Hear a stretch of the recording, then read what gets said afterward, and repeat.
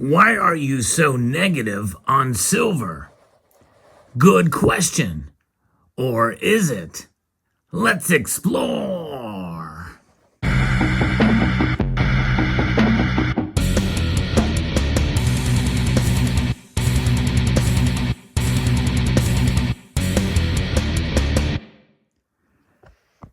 I have been asked several times in this community.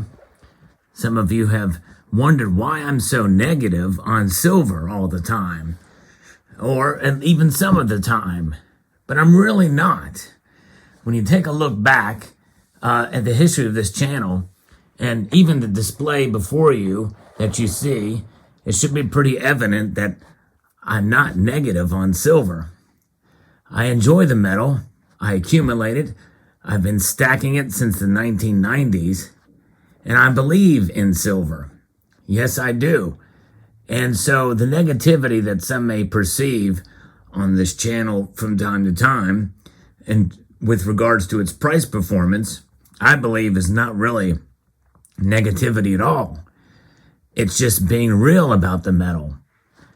There's so much more to silver than just the price, but we know that the price is kind of what dictates whether or not we believe in the metal or not. And we should look beyond the price of silver. But we don't want to use that as an excuse for its future performance or having an unrealistic viewpoint on the metal. There's no question that silver has seen price fluctuations and volatility, in a sense, the likes that we've not seen in quite some time. We experienced a dramatic drop in silver's price during an unprecedented historical event here, really around the world, and an amazing comeback in terms of the spot price of silver months later. And we've also are seeing very high premiums right now on this metal. I've been around long enough to have seen the fluctuations in the price of silver in terms of not only the spot price, but also premiums. And we are living in an age right now where the premiums are dictating whether or not we buy, and even our very viewpoint on the metal for its fundamental aspects. And it's those fundamentals that I think that really we should focus on during times like this. But we need to be realistic about price and how we buy it and how we view the metal. Silver is a metal that will continue to do what it has always done for many, many years as a commodity, as a store of value. But it's going to take some time. It could take quite a long time before you are able to see that reflect itself in your accumulation phase and for what purpose it will serve for you. Silver is a metal that can be bought in a lot of different forms and in a lot of different ways, in the form of coins, rounds, or bars. But nonetheless, we certainly do see the metal for what it is in its purest form as something that many of us feel is undervalued right now, based off of the reflection of its price. It is pulled away from gold, and that ratio between gold and silver is something that everybody should think about, because we are entering a new phase and potentially a new normalcy, with silver being the most versatile metal, just as the versatility of what you see before you in the physical form of rounds, bars, different types of poured and different shapes that we see with silver. Just as we see that, there's just as much, if not more, versatile uses for the metal. And those uses in industry are going to help to dictate its price and value and its movement. You know, what about shortages? What about demand and supply dynamics for silver? It's a different world now than it was when I first started stacking. In fact, the whole futures markets and ETFs and the like came along long after I started this, accumulating this metal. In the end, The physical is really what it's all about, I believe, and it's worth paying some of those premiums to have it on hand.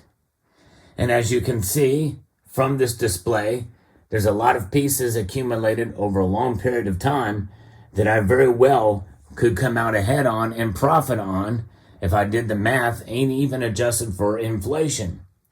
But there are other pieces that I bought a long time ago when I first started stacking on this channel, where these particular bars, I paid about $31 per bar. That's pretty big. That's a money loser right there. I've lost a lot on some of these pieces, as well as gained a lot, even adjusted for inflation.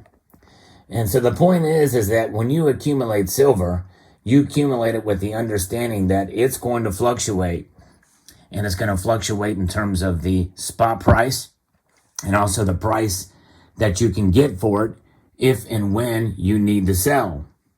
And so when you take that into account, and when you are realistic about silver, some may interpret that as being negative.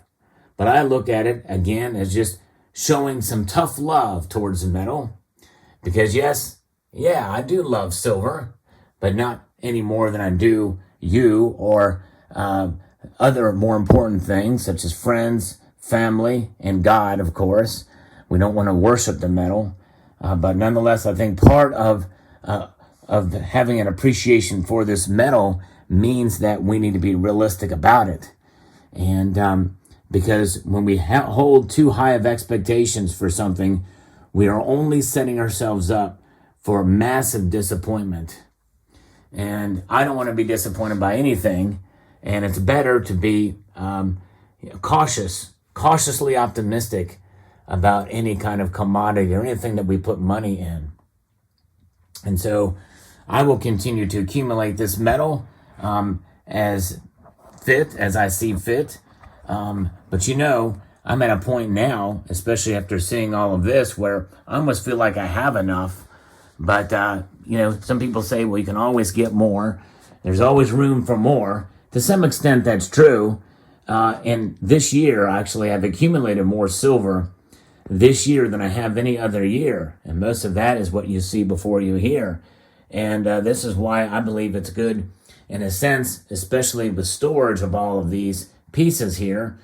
Some of the smaller pieces, it's difficult to store and to arrange and organize this stuff. But if you have bars, and even larger bars that could be liquidated, that's probably a good way to be able to accumulate, is to have some of the larger bars that you can stack up, and they are relatively compact for what it is. But as you know, silver, one of the drawbacks for having an appreciable amount of silver, and by the way, these holdings here pale in comparison to what many of you have, for sure. It's just not often you see a grouping like this together at once. And this is part of the reason why, one could have some negative connotations towards silver for the amount of space it takes up compared to gold. And so I think it's important, if you are a silver stacker, to pull out your holdings.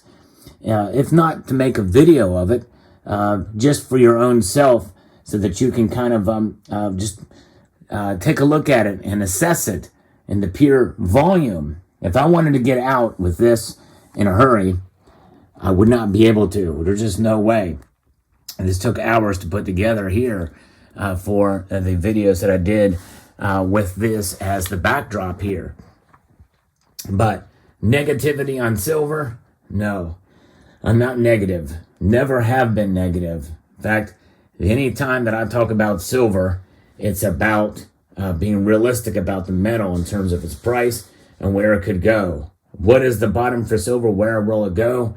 I think that there's room to move both directions. No one really knows. In fact, as far as price predictions, which I do engage in price predictions just for fun, I always say to never make any purchase decisions based off of what I say in terms of the silver market. Do your own due diligence and research. That's really what it boils down to. Understanding the metal in and of for yourself. And that understanding is going to help you in the long run. And it's good to get different viewpoints from all sides with regards to any commodity or any investment or hedge or situation with regards to silver or any precious metal that you hold in the physical, because it's your money that you spend on this metal, which in many people feel is money in and of itself. And with that understanding, well, you know that you have something of store of value with your silver holdings. It will never go to zero. It will always have a store of value, and that store of value will transcend price for many who understand what silver has been for thousands of years.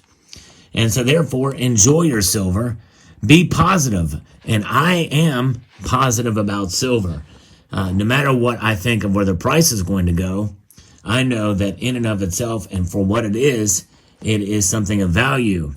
I don't sell. As you can tell right here, I do not sell my silver. But I'm also not a hardcore stacker, as you can see. You laid it all out in the line right here.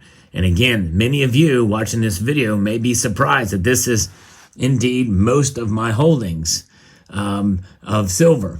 And so, you know, there's people that have a whole heck of a lot more, and everybody has a different measure of what they think is, quote, enough of any particular investment class or what have you. So there you have it. Let me know what your thoughts are in the comment section below. And I want to ask you, are you negative on silver? And are you positive on silver? Very curious to know. I'd like to extend a multitude of gratitude to you all for taking the time to watch this video, and to encourage you to please rate, share, comment, and subscribe.